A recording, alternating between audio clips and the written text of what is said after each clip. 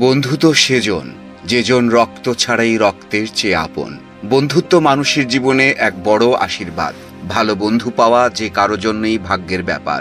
যে বন্ধু পাশে থাকবে ভালো মন্দ বিপদে আপদে সব সময়।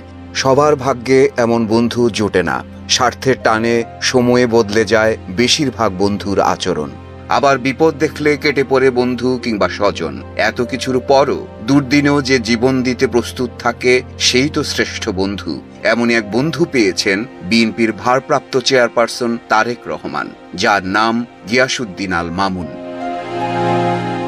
1, 2 বা 3 নয়, বন্ধুর জন্য জেল খেটেছেন টানা 17 বছর।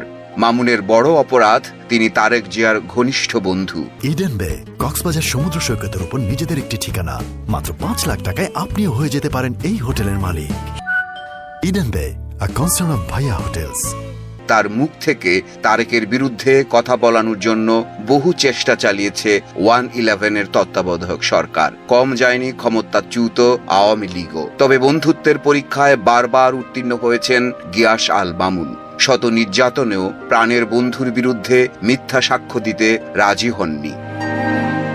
20 বছরের কারাদণ্ড মাথায় নিয়ে 17 বছর জেল খাটলেও তারেক রহমানের বিরুদ্ধে সাক্ষ্য দেননি গিয়াস আল মামুন। একাধিক দুর্নীতির অভিযোগ এনে 2007 সালে তাকে জেলে পুরেছিল 1-11-এর সরকার। কয়েকটি মামলায় সাজা হয়েছিল তার। গত 17 বছর জেলে থেকেই চালিয়ে গেছেন আইনি লড়াই।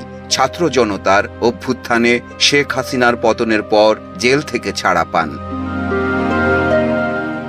রাজনৈতিক পট পরিবর্তনের পর উচ্চ আদালতে একের পর এক মামলায় খালাস পাচ্ছেন ব্যবসায়ী গিয়াস আল মামুন।